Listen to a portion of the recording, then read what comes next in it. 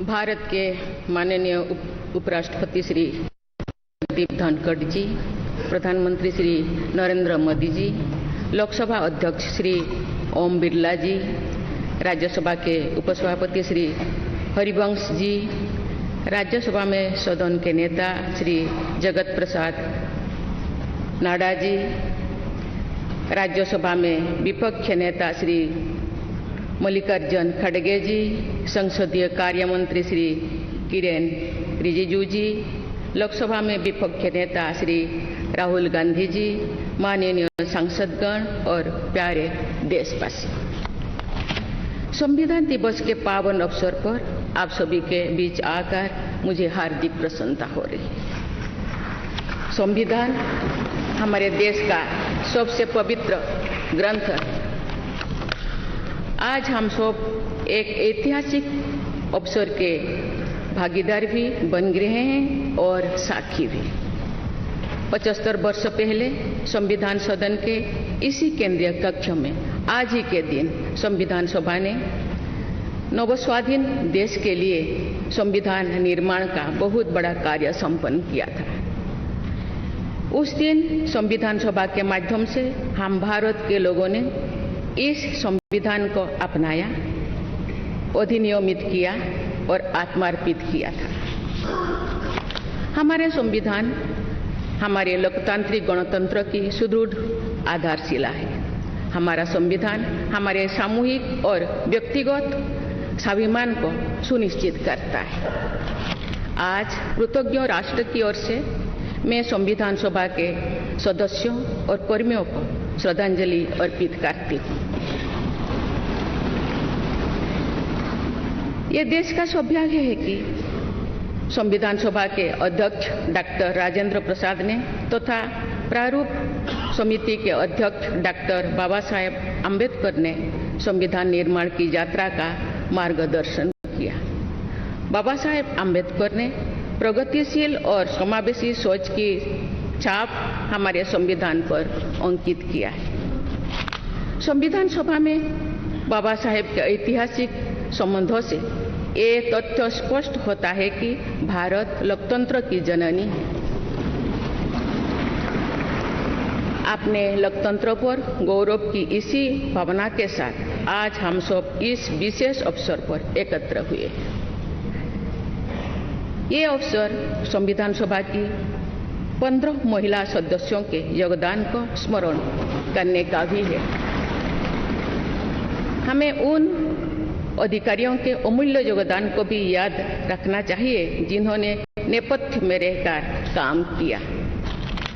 उनकी कार्यनिष्ठा ने संविधान निर्माण की प्रक्रिया को सुचारू रूप से आगे बढ़ाया।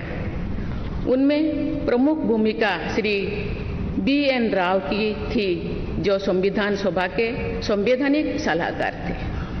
मैं संविधान सभा के सचिव श्री HBR अंगगर, संयुक्त सचिव श्री SN मुखर्जी और उप सचिव श्री जुगल किशोर खन्ना को भी उल्लेख करना चाहूंगी। माननीय सांसदगण, स्वतंत्रता के 75 वर्ष पूर्ण होने पर मैं सभी देशवासियों ने आज़ादी का अमृत महोत्सव मनाया। आगामी 26 जनवरी को हम अपने गणतंत्र की 75वें वर्षगांठ मनाएंगे। इस तरह के समारोह हमें अब तक की यात्रा का अवलोकन करने और आगे की यात्रा की बेहतर योजना बनाने के अवसर प्रदान करते हैं। ऐसे समारोह हमारी एकता को मजबूत बताने की तथा ये दर्शाते हैं कि राष्ट्रीय लक्ष्यों को प्राप्त करने के प्रयासों में हम सब एक साथ हैं। हमारे स्वाधीनता संग्राम के दौरान अनेक महान विभूतियों ने हमारे राष्ट्रीय आदर्शों को रेखांकित किया था। हमारी संविधान सभा में हमारे देश की विविधता को अभिव्यक्ति मिली थी। संविधान सभा में सभी प्रांतों और क्षेत्र के प्रतिनिधियों की उपस्थिति से अखिल भारतीय चेतना को शोर मिला था। संविधान सभा के वाद विवाद तथा सदस्यों के संबोधनों में हमें संविधान निर्माण की प्रक्रिया के साथ साथ अपने देश के बारे में गहरी जानकारी प्राप्त होती है। आज जिन पुस्तकों का विमोचन किया गया तथा जो शॉर्ट फिल्म्स दिखाई गई, उनमें लोगों को हमारे संविधान निर्माण के गौरवशाली इतिहास का परिचय प्राप्त होगा। एक अर्थ में भारत का संविधान कुछ महानतम मेधावी लोगों द्वारा लगभग 3 वर्षों के विचार विमर्श का परिणाम था, लेकिन सही अर्थ में ये हमारे लंबे स्वाधीनता संग्राम का परिणाम था। उस अतुलनीय राष्ट्रीय आंदोलन के आदर्शों को संविधान में अत्यंत महत्वपूर्ण स्थान दिया गया। उन आदर्शों को सुस्पष्ट और संक्षिप्त रूप से संविधान की प्रस्तावना में व्यक्त किया गया है। ये आदर्श है न्याय, स्वतंत्रता, समता और बंधुता। ये आदर्श सदियों से भारत को परिभाषित करते हैं। संविधान की प्रस्तावना में उल्लिखित आदर्श एक दूसरे के पूरक है। समग्र रूप से ये सभी आदर्श ऐसा वातावरण उपलब्ध कराते हैं जिसमें हम नागरिक को फूलते फलते समाज में तथा साथी नागरिकों की मदद करने का अवसर मिलता है। माननीय संसदगण, संविधान की भावना के अनुसार कार्यपालिका, विधायिका और न्यायपालिका का यह दायित्व है कि वे सामान्य लोगों के जीवन को सुगम बनाने के लिए मिलजुल कर काम करें। संसद द्वारा पारित किए गए अनेक अधिनियमों से जौन आकांक्षाओं को अभिव्यक्ति मिली है। देश के आर्थिक एकीकरण के लिए स्वतंत्रता के बाद का सबसे बड़ा टैक्स सुधार गुड्स एंड सर्विसेज टैक्स को के रूप में किया गया है। वर्ष 2018 में राष्ट्रीय पिछड़ा वर्ग आयोग को संवैधानिक दर्जा प्रदान किया गया है। वीमेन लेड डेवलपमेंट की सोच को यथार्थ रूप देना सामाजिक न्याय के संवैधानिक आदर्शों को प्राप्त करने के लिए अनिवार्य है। नारी शक्ति बंधन अधिनियम द्वारा हमारे लोकतंत्र में महिला सशक्तिकरण के एक नए युग की शुरुआत की गई है। दंड के स्थान पर न्याय तथा अपराध के स्थान पर सुरक्षा की भावना पर आधारित भारतीय न्याय संहिता, भारतीय नागरिक सुरक्षा संहिता और भारतीय साक्ष्य अधिनियम को पारित करके सांसदों ने आधुनिक सोच को अपनाने का प्रभावशाली परिचय दिया है। ऐसे अनेक अधिनियमों को पारित करने के लिए मैं सभी सांसदों की सराहना करती हूँ। पिछले कुछ वर्षों के दौरान सरकार ने समाज के सभी वर्गों, विशेषकर कमजोर वर्गों के लोगों के विकास के लिए अनेक कदम उठाए हैं। ऐसे निर्णयों से लोगों का जीवन बेहतर हुआ है तथा उन्हें प्रगति के नए अवसर मिल रहे हैं। गरीब लोगों का अपना पक्का घर मिल रहा है, बिजली, पानी, सड़क की सुविधा मिल रही है, खाद्य सुरक्षा और चिकित्सा सेवाएं मिल रही है।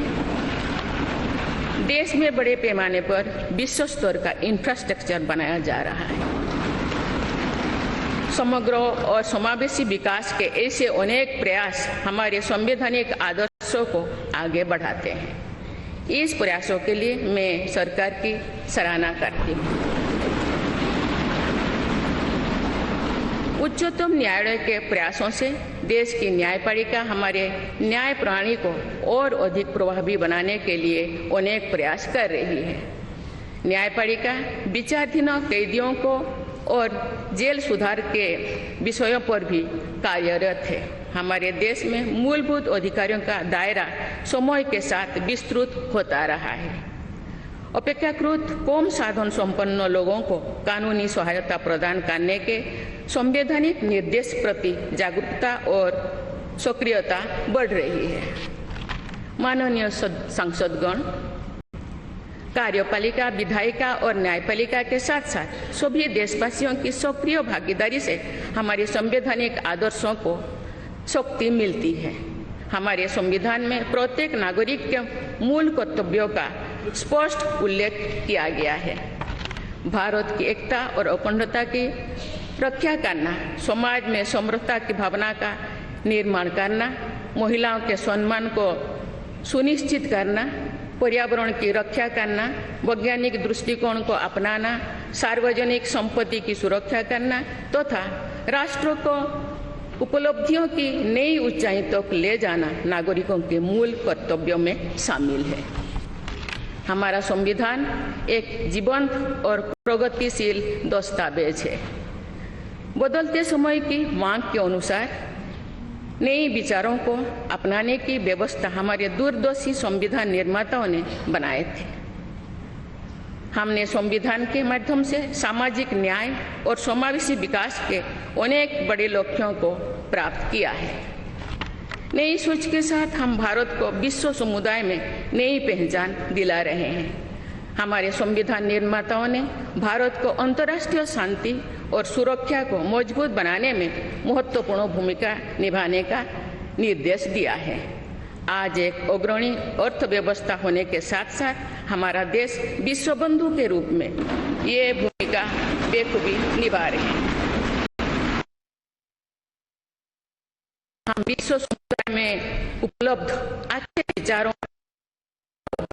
विनम्रता के साथ आत्मसात करने के लिए भी तत्पर रहते हैं।